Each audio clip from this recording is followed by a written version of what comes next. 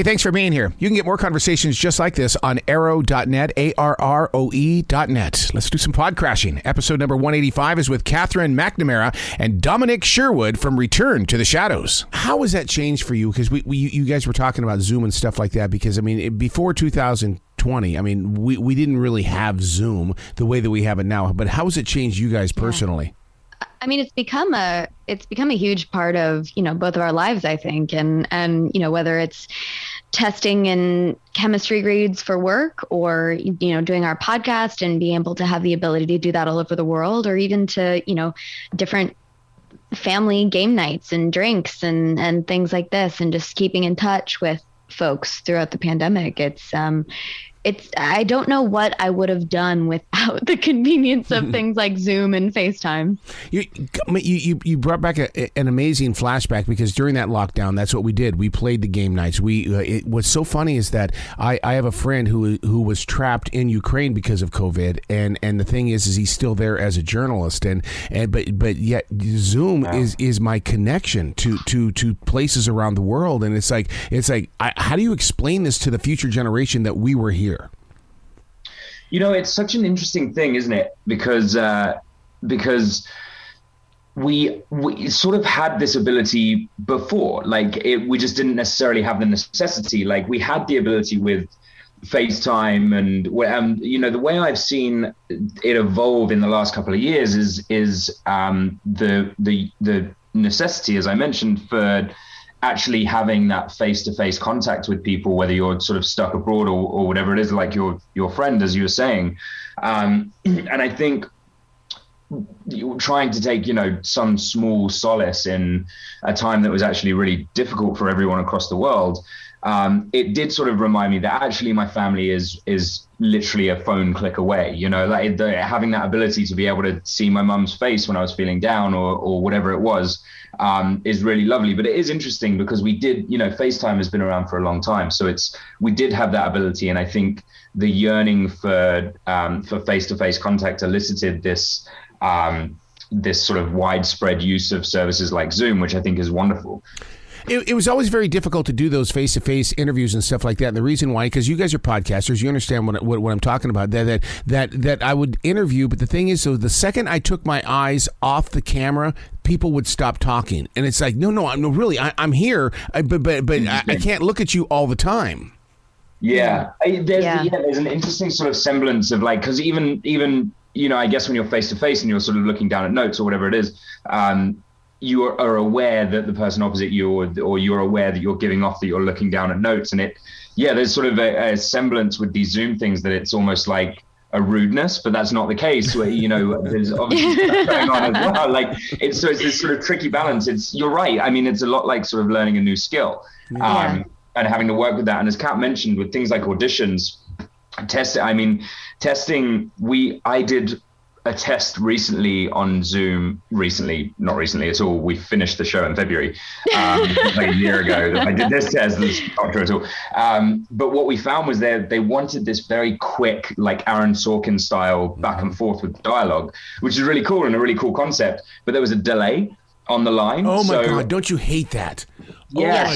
Yes, we do. I'm not the sort of person to be like, I don't want to come to an audition and make excuses.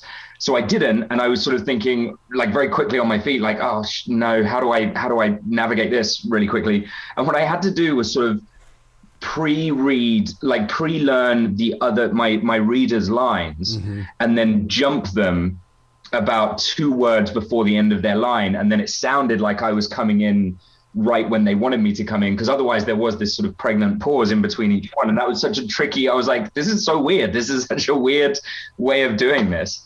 Well, and it's so true, as Dom said. It's been a whole new set of skills, because Dom and I have been actors for a while, and you learn a certain set of skills when it comes to auditioning and how you go about doing a test, but then so much of that is the ritual of sitting in the waiting room and being able to go over your stuff and having that 30 seconds to walk down the hallway and take a breath before you walk in the room, and getting to meet everyone and have a moment before you dive in. And when you're on Zoom, you're in your house, first of all, and then you're just, getting a drink from the fridge or having a snack or dealing with whatever. And then suddenly you're in the room and you're going, oh, hi, I was not doing, sorry, let me just, and I had a screen test and chemistry test and all this back to back for this new series I'm doing for the CW. And the sunlight was my biggest obstacle because I had like this direct beam of sunlight that was slowly encroaching upon my camera. And, I didn't want the light to change between rounds. So I had a bed sheet that I was taping to my wall, but I kept having to run and move it every like 20 minutes as the sun would move. And it's just the wild things that we do that, people don't think about actors having to do their own, light rigging from home now and figure out how to run a lighting system and a camera and all this other stuff. But we make it work. Oh my God, that's so true because this studio is in a forest in South Charlotte, North Carolina. And so when that sun is coming up, the way the rays hit these trees affects me. And so, I mean, I'm looking at this forest right now and I'm 23 feet above the forest floor. So if I see a deer move, it affects me. All of a sudden I'm going, deer. Yeah. Yeah, that like dog squirrel scenario going on. Yeah. Oh yeah. So now to put together Return to the Shadows, let's talk about that because somewhere along the line you guys had this idea. How do you feed into that idea, knowing that really there are listeners who are going to go, really? There's a thing called Shadowhunters? I mean, people are discovering things every dang day. Well, that's been the beauty of the pandemic, I think, and if there is a beauty and a silver lining to this time that we've all been going through, is that we've had a chance to do just that, is discover all of these shows and all this content and these properties and these movies and stories that, we may not have had a chance to in the past because life was really busy. And we've seen a huge resurgence of folks that are finding Shadowhunters because it is a really immersive world and an amazing story. And I was talking to Propagate, one of our producers, over a year ago, and we were trying to figure out, what we could do. And they said, well, the Shadowhunters fandom, you did this show called Shadowhunters. It seems to have a pretty strong following, even though it's been a few years. And I sort of went, oh, you have no idea. And so, and they said, well, what about a rewatch podcast? And something that, Dom can attest to as well is that when we made this show, it was such a family, from the cast to the crew to the fandom to everyone involved. And we're still in touch with so many folks, and they've become family and still are. So I reached out to Dom and I said, hey, why don't we do this? And why don't we, relive and take a little walk down memory lane? And he was happy to come back with me. Let me ask you. Yeah, I had no creative involvement in the beginning of this show. I just got a phone call and I was like, yeah, it sounds sick. Let's do it. Oh my God, I know that feeling so well. So I got to ask you, as actors and stuff like that, because let's talk the voiceover business. How do you stay in tune? Because if somebody is speaking out of tune around you, you go, oh God. But yet you guys are speaking perfectly in tune. So to people that are listening that don't understand what I'm talking about, they will when they hear it from you, that being in tune is very important. Explain to me a little more what you mean. Like, do you mean sort of in touch with our audience and speaking sort of logically and clearly about what we want to talk about on the show? Is that what you mean?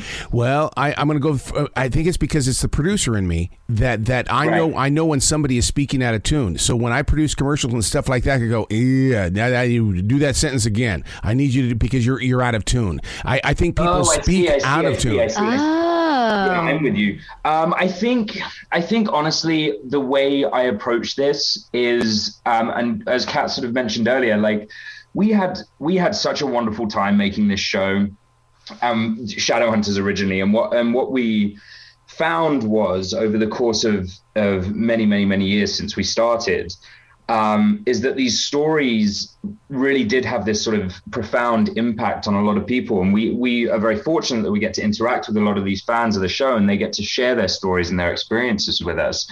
So the way I approach this, as far as being in tune and as far as the tonality of it, is it's just very honest. It's a very honest conversation about what we did and how it affected us. And the silver lining there is the show's over. So if I say something that they don't like, I can't get fired. It's all good, you know. Like, I'm in a good spot. So like and it's nice, you know, to be able to sort of unfurl these emotions and have chats about previous experiences with people completely from a third person point of view. We can look back at it now as a viewer, as a fan, and we can relive those with people we've worked with from the cast and the crew. And I think really the key thing for me is just an honest approach. Like if you're, you know, neither Kat or myself or anyone that we've had on the show is a monster. So like, just be honest. We're just talking about something that we loved.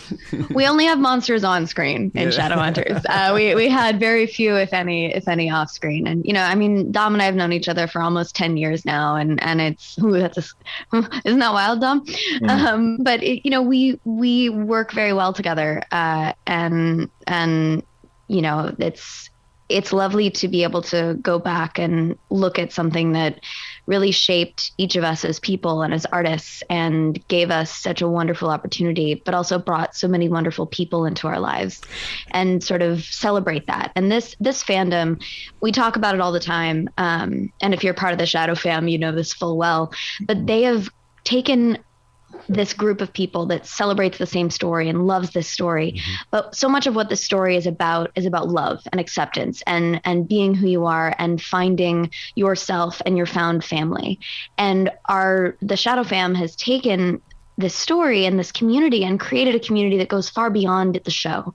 And it's a space on social media and in person and at these Comic-Cons that just celebrates love and celebrates being who you are and celebrates that kind of unabashed authenticity. And that's a huge part of why we're doing this podcast, is because we want to continue to foster that community and to celebrate that sort of sentiment. I can't believe that our time is already up. That just kills me because we're just getting started. We're scratching the surface. Bill, can you cancel everybody else out so that we can spend at least 2 hours together? Doing it right now. I'm on it. Oh my God, Bill, you just told me I had all of this time. And I look at the clock. I'm going, we're done already? We just started. I know. Oh my God. You guys have got to come back to this show. Please. I love your story. I love your atmosphere. We have got to continue this sometime. I would absolutely love that. Love that. Whenever you've got a space for us, let us know and we'll be there. Well, I'm here. That's so cool. Be brilliant today, you two, okay? And go enjoy all these other people that are going to ask you some really weird oddball radio questions. Oh, amazing. You've got the best energy, man. That was such a good start to this little press tour we're doing. Thank you, dude. That's awesome.